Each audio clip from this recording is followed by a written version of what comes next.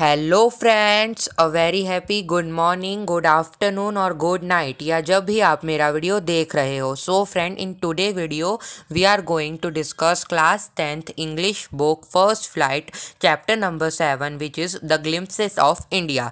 जैसा कि आप सभी को मालूम ही है कि जो ग्लिम्पसेस ऑफ इंडिया चैप्टर है उसके 3 पार्ट से अ baker from Goa, T from Assam and Coorg. तो इसका जो पहला पार्ट है अ बेकर फ्रॉम गोवा, इसको हम डिस्कस करेंगे। इसकी फुल शॉर्ट समरी देखेंगे जो आपकी बोर्ड एग्ज़ाम में बहुत ज़्यादा हेल्पफुल होने वाली है। जो आपकी 27 अप्रैल को एग्ज़ाम है उसके लिए बहुत ज़्यादा हेल्पफुल होने वाली है। सो शुरू करते हैं हम हमारी समरी को बिना टाइम वेस्ट करें। और हाँ फ्रेंड्स, इस समरी को स्टार्ट करने से पहले मैं आपको ये नोटिस दे दूँ कि मैंने क्लास 10th की बहुत सारी पोएम और चैप्टर्स की फुल शॉर्ट समरी डाल रखी है। तो आप उसको आई बटन में चेक करें या डिस्क्रिप्शन बॉक्स में चेक करें, वहाँ पे आप इन समरी को देख सकेंगे। क्योंकि अगर आपको बोर्ड एग्ज़ाम देखना है तो उन पोएम्स की समरी को देखना और उन चैप्टर्स की समरी को देखना बहुत ज़्यादा इंपॉर्टेंट है। अदरवाइज़ आप स्कोर इंग्लिश में अच्छा नहीं कर पाएंगे। इसके लिए आप पहले वो समरी देखें दूसरे चैप्टर्स की, फिर लाइन वाइज चैप्टर में आगे बढ़िए।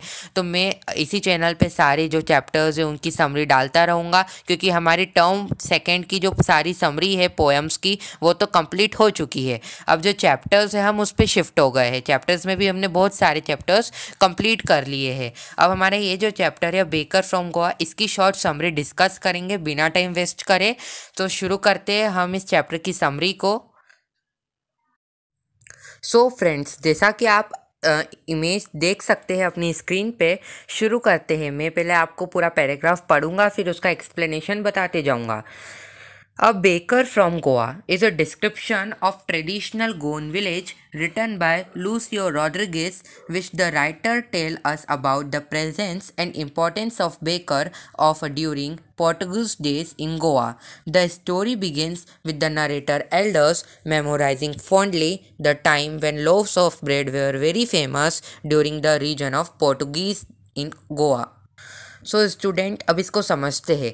यहाँ पे क्या बोला है कि जो बेकर फ्रॉम गोवा जो चैप्टर है ये किसका डिस्क्रिप्शन देता है, हमें ट्रेडिशनल गोन विलेज का डिस्क्रिप्शन देता है। जो किसने लिखा है?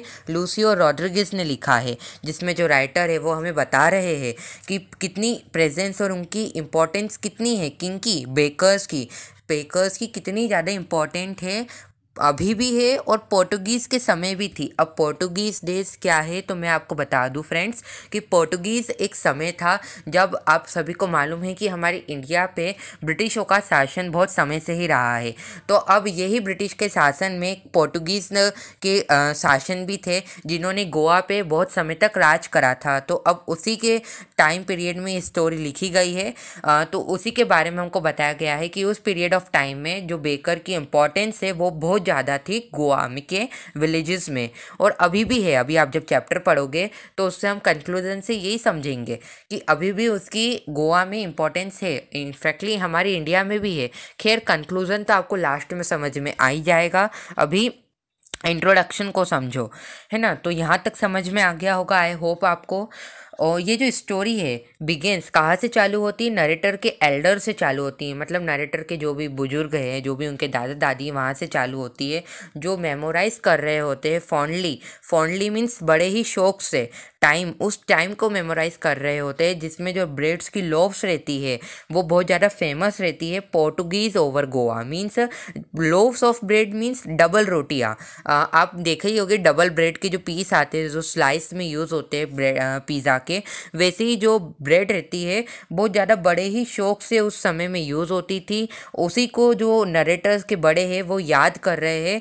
चैप्टर इसी से बिगेंस हुआ है कि जो नरेटर के एल्डर्स है वो याद कर रहे बड़े ही शौक से फॉन्डली उस टाइम को जब जो ब्रेड्स की लोव से बहुत ज़्यादा फेमस हुआ करती थी Portuguese over Goa.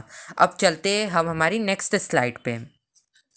A baker, also known as peddlers, still occupy an important place in the village. The mixtures, molders, and the furnaces are still there for making breads. The third and jingle sound made by baker with his bamboo stick can still be heard in some parts of the villages.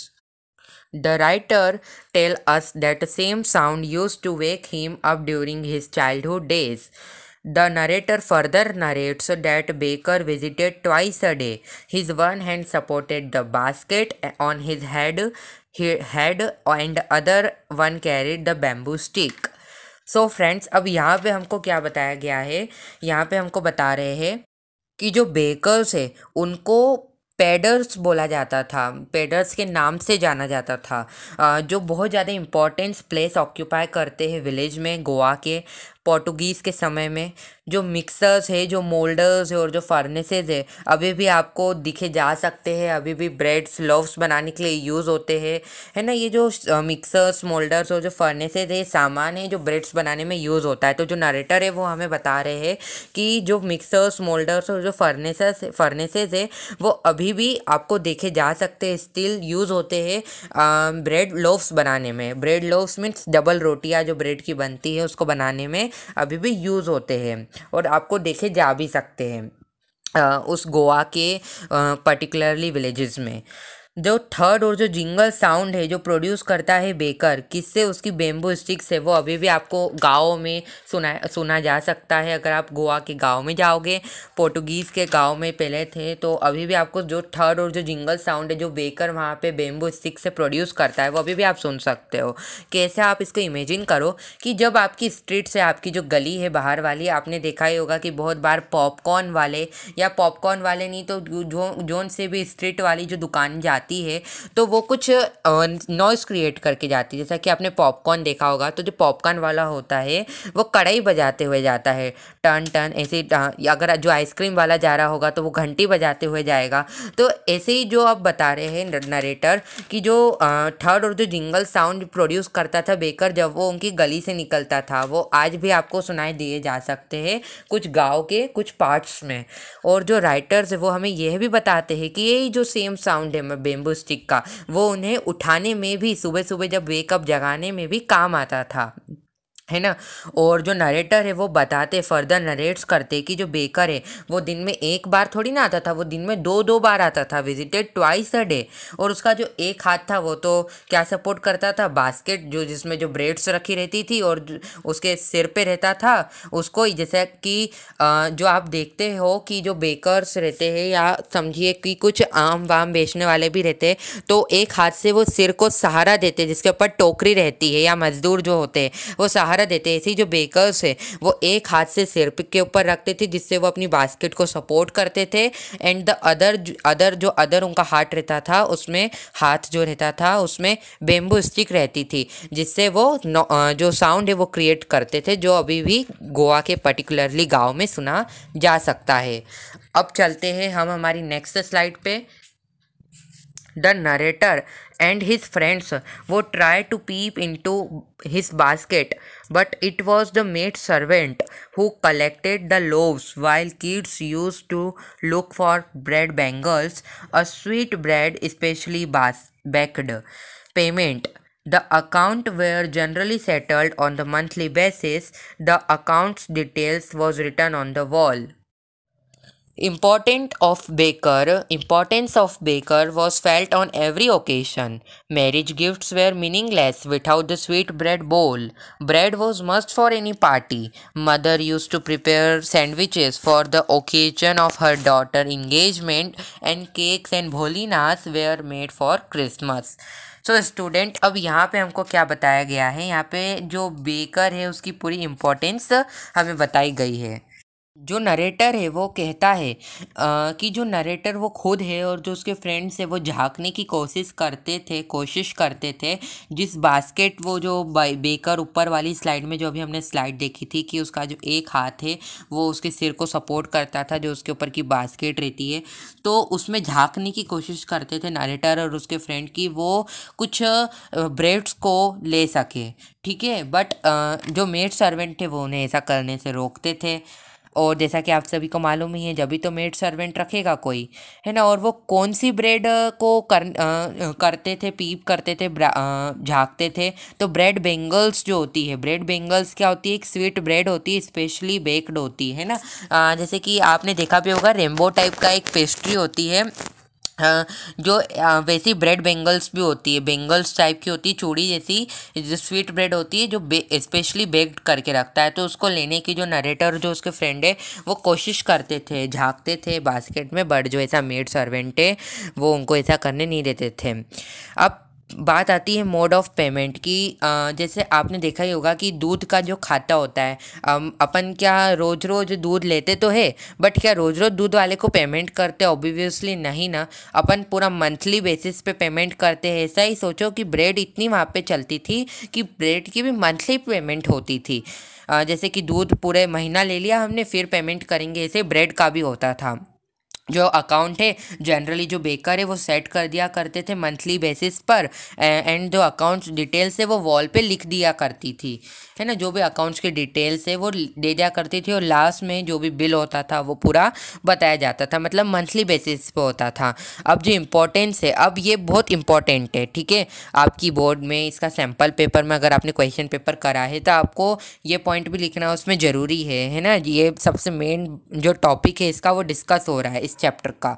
अब सारी फालतू बात छोड़ दीजिए और इस topic पे आ जाइए।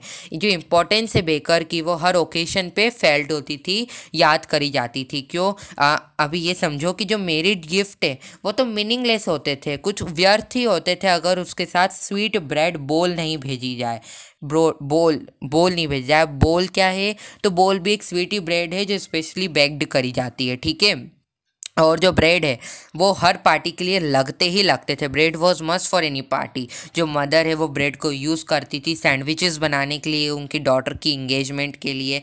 और जो केक्स और जो भोलेनाज है वो भी लगते ही थे क्रिसमस पे। तो देख रहे हो कितनी इंपॉर्टेंस थी बेकर की over Portuguese days in Goa, ठीक है। अभी भी है, अभी भी बेकर, आप गोवा में जाओगे तो बेकर की इम्पोर्टेंस अभी भी आपको देखने को मिल जाएगी। अब चलते हैं हम हमारी नेक्स्ट स्लाइड पे। Earlier the baker wore a special dress known as कबाई.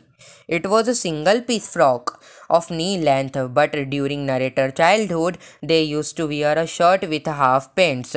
Bakers and even their servants led a joyful life as they earned well. Their plump bodies were the proof of their prosperous life. So student, अब यहाँ पे देखो हमें क्या बोला गया है कि पहले जब पोर्टुगीज़ का शासन हुआ करता था गोवा में, तो जो बेकर्स उनको वो एक स्पेशल ड्रेस पहनते थे जिसको कबाई के नाम से जाना जाता था। अब कबाई क्या है? तो कबाई एक सिंगल पीस फ्रॉक होती है जो नी लेंथ की होती है, ठीक है, सिंगल पीस।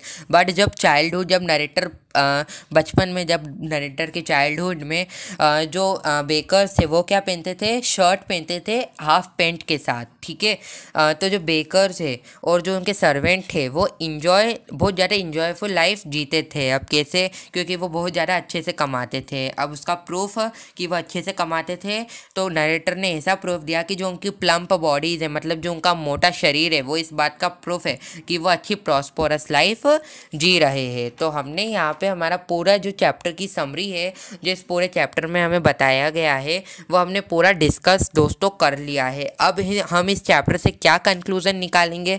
क्योंकि अभी हमने तो सारे ही पोएम से और आपकी चैप्टर से कंक्लूज़न निकाला ही है। जैसे कि सरमन एट बनारस से भी हमने निकाला था, ऐसे ही आपका इस चैप्टर से हम क्या कंक्लूज़न निकालेंगे? इस चैप्टर से हम कंक्लूज़न निकाल सकते हैं कि देखो, it can be conclude that baking a profession still occupy an important place in the villages of Goa, also in India. देखो, हम इसे कंक्लूड निकाल सकते हैं कि जो बेकिंग का जो प्रोफेशन है बहुत ज़्यादा इम्पॉर्टेंट प्लेस ऑक्यूपाई करता है गोवा के विलेजेस में, और ऑल्सो हम हमारे बोलेंगे इंडिया में भी। क्यों? क्योंकि आप खुद भी तो ब्रेड यूज़ करते हो। आपने कभी सैंडविच नहीं खाया क्या? सैंडविच तो छोड़ो, ब्रेड आप बेसिकली दूध के साथ भी खाते होंगे, या बेसिकली आप चिप्स में भी जो ब्रेड क्रम्स है वो डालते हैं। तो ब्रेड्स हमारी पूरी इंडिया में ही ऑल ओवर यूज़ होती है। भले ही आप तो इस बात को जानते हो नहीं, आपने सभी ने ब्रेड खाई ही होगी। तो हम इसे यही कंक्लूड करेंगे कि ब्रेड बहुत ज़्यादा इंपॉर्टेंट, जो बेकिंग का जो प्रोफेशन है बहुत ज़्यादा इंपॉर्टेंट प्लेस ऑक्यूपाई करता है गोवा में और हमारी पूरी ओवरऑल इंडिया में भी। सो फ्रेंड्स, हमने हमने कंक्लूजन भी डिस्कस कर लिया। अब आपका होमवर्क ये है कि मेरे को आप कमेंट सेक्शन में बताएं, नीचे जो कमेंट सेक्शन का बॉक्स है उसमें बताएं कि शर्मा नेट बनारस से हमने क्या कंक्लूजन निकाला था। मैंने उसकी ऑलरेडी समरी डाल रखी है, तो आप वहाँ से कंक्लूजन देख के भी आप टिप के भी बता सकते हो आप।